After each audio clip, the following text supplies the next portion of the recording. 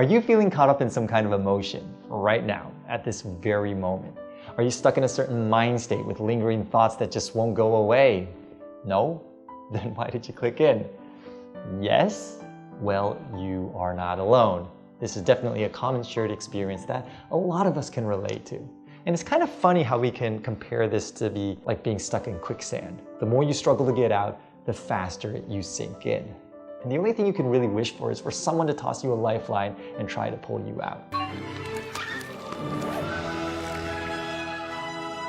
When we're in an emotional bad place, when we're overthinking, when we're obsessing over a negative thought, now the last thing you want to be doing is yelling at yourself at the top of your lungs inside of your head saying, "Stop it! Stop thinking about it!" Because we've all been there before and we all know that it's pretty much useless. Let's be honest. If it worked, then we would have already achieved utopia like long ago, right? Reality is, the more you say stop thinking about it, the more you're going to be thinking about it. It's just like trying to wiggle yourself out of quicksand. The more you struggle, the faster you sink. The more you tell yourself to stop doing something, on the contrary, the more you're exacerbating that thought or behavior you're trying to stop. And the truth shall set you free! I've learned through my own experiences of coping with situations like these. It could be a bad breakup, an estranged friend, loneliness, dwelling on your failures, discouragement, low productivity. You know, time heals, but it takes time. That was kind of redundant. It's really hard to get out of these predicaments in a snap, but it's not impossible. With a little technique, a little training, and a little self-discipline, we can become more self-empowered. And this is coming from me, my own personal experience, far from any professional advice. Disclaimer here. But I've been using what I call good distractions to help me get off the hook sometimes. And in plain words, it's simply creating a diversion to draw your attention away from the source of your negativity. For example, for me, working as a social media influencer, well, it takes a lot of dedication, concentration, and of course, creativity. But there's just days you get brain fog. You just can't settle in to get the work done. You're not in the zone. You're just not there. And it could be tiredness. Well, in that case, it would be easier to deal with. You just get some good rest, take a vacay, loosen up a bit, things will get better. But on the other hand, and actually in more of the cases, it has something to do with what's going on up here. The brain just won't loosen up over something that's hovering over it, and it keeps thinking and thinking and thinking about that matter in an endless loop.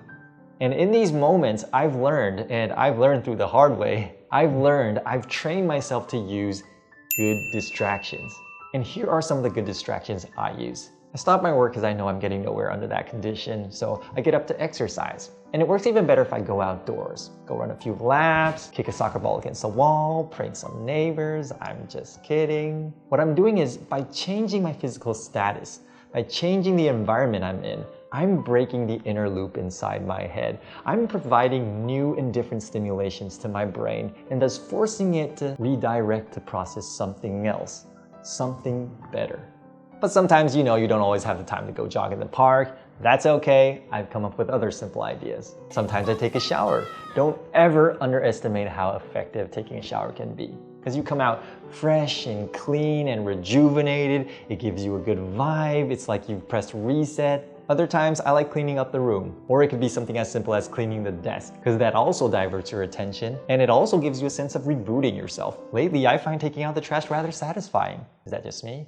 Anyways, it's these simple little things that you can do to help you regain control of your mind. You're breaking the bad loop, offering your mind a chance to restart on a new thinking path. I've heard that the body refreshes by resting, and the brain, however, well, it doesn't really sleep when you sleep, it rejuvenates when you switch tasks. And there are plenty of studies on this. For example, this is posted on PNAS.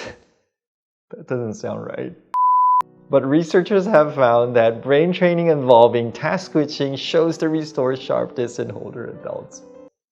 What just happened there? So what good distractions means is to switch. 真正嘅派對由 Mario Party. Not that switch, but to switch to a better, healthier, more constructive thinking path, to break the previous pattern and redirect to a new one.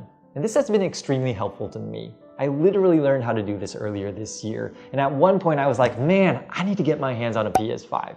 And I'm not even a video game player. I don't play video games. It was just that I wanted something I could do to focus on rather than the negativity occupying my mind. Well, PS5s were out of stock, they still are, damn it, so that didn't happen, and maybe that was a good thing, because I could totally imagine myself spending too many hours on video games.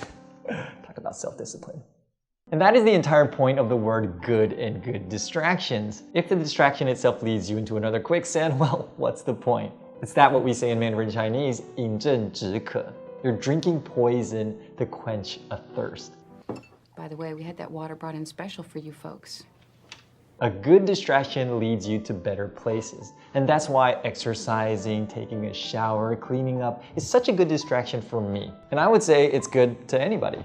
The brain, we can perceive it as like any other muscle in the body. Repetitive training strengthens the muscles. And same is with the mind. By repeatedly training your brain to disengage with negative thoughts and re-engage with positive thoughts, over the course of time, it becomes a second nature to you. It becomes a constitution. And thus it becomes more and more effortless to stay in a positive mindset. And may I add, I love your dress, it's adorable. Oh, this old thing, thank you so much. I love the way it twirls.